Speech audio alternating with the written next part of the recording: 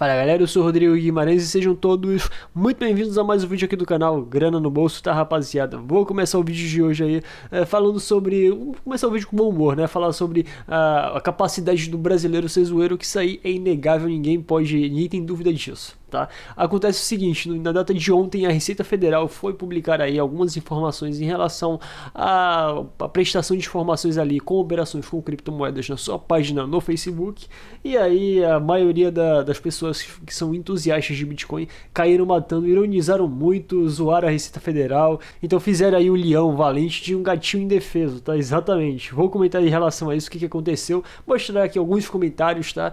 Vou comentar também sobre o caso aí do grupo Bitcoin Banco, que parece que tá dando ruim, tá rapaziada, tá? Parece que tá dando muito problema e não tá tendo nenhum tipo de participação de governo ou de justiça. Simplesmente os clientes ali revoltados estão aí propondo um tipo de ação, um tipo de manifestação em frente à empresa, tá? Vou dar mais detalhes sobre isso, vou falar como é que tá sendo organizado isso, vou falar a data, tá? E assim, as pessoas já estão começando a se revoltar e eu não tô vendo um futuro muito bom pela frente, tá? Pelo menos pro Bitcoin Banco. Claro que eu não tô aqui incitando nenhum tipo de violência, tô falando a verdade, a constatação. Estou constatando que as coisas já para a empresa não são boas, vou dar detalhes em relação a isso, tá?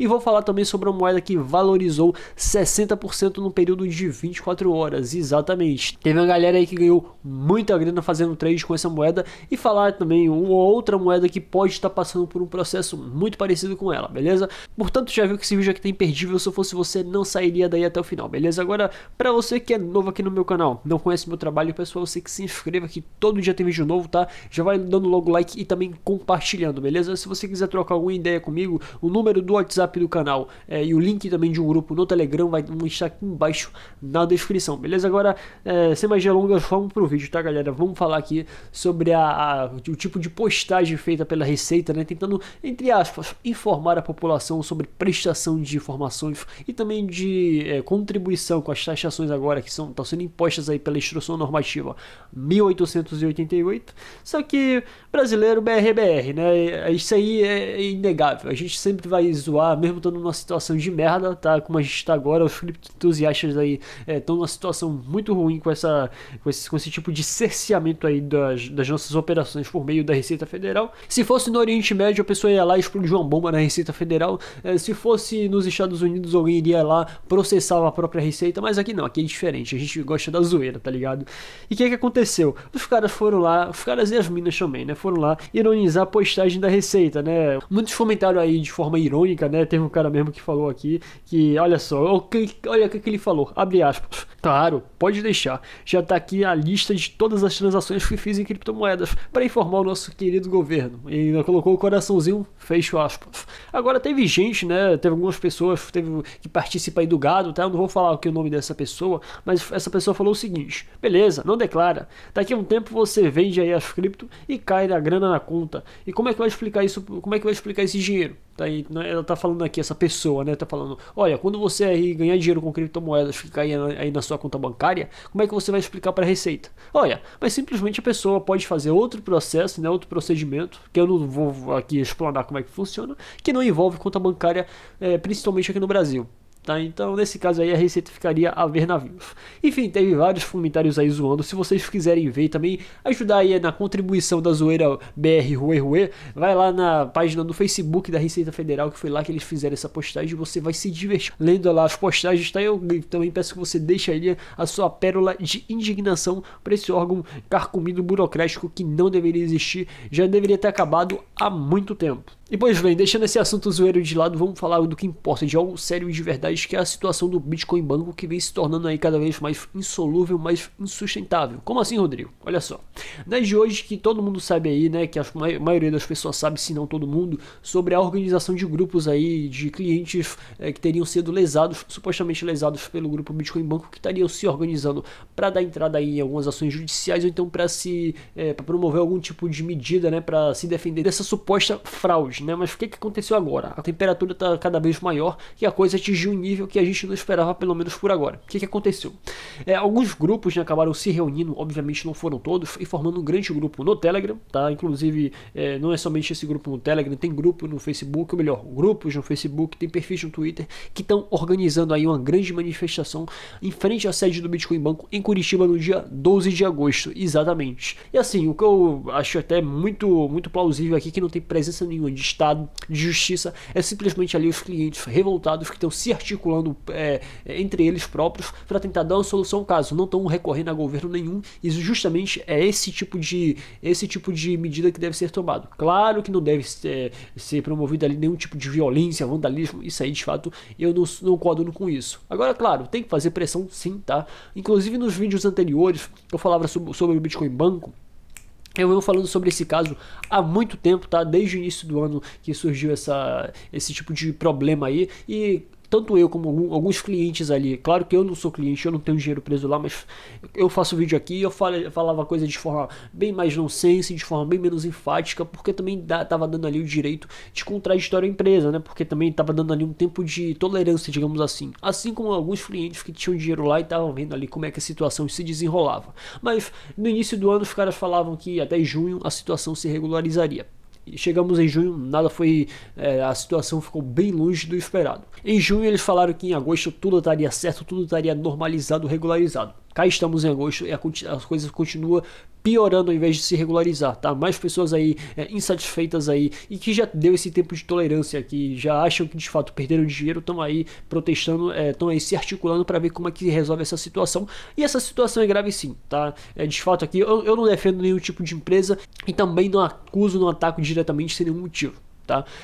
Se de fato eu falo alguma coisa aqui é porque é verdade. Dou aqui o direito de defesa. Se algum representante do Bitcoin Banco quiser aqui utilizar o espaço do canal para se defender e para explicar a situação sobre o banco, tá? Será muito bem-vindo, porque justamente o que os clientes querem é isso, um tipo de satisfação, e que não vem apenas com promessa vazia, que vem aí com ação concreta, tá? Falando o que vai fazer, se tem algum tipo de plano de ação, não ficar, não, mas o saque vai ser regularizado, tal data. Não, o que vai fazer para se regularizar os saques? Qual vai ser a medida? Porque é o seguinte, olha só, tudo bem que a situação da empresa pode estar sendo difícil, não estou aqui dizendo que tá? Eles falaram aqui que sofreram aquele tipo de golpe, aquele tipo de duplicata ali nos saques, mas a questão é o seguinte, quando a empresa ela assume um compromisso de realizar tal ato, se ela vê que não vai ali no meio do caminho cumprir aquilo, ela tem que tomar algum tipo de decisão, fazer algum tipo de conciliação com clientes, passar esse tipo de, tentar resolver esse tipo de problema com outras empresas, enfim, tomar alguma atitude que venha a resolver o problema, tá? E isso não está acontecendo nesse caso aqui. O que eu tô vendo aí é muita enrolação sim, tá? Não tenho nenhum dinheiro lá, não tô me utilizando daquele argumento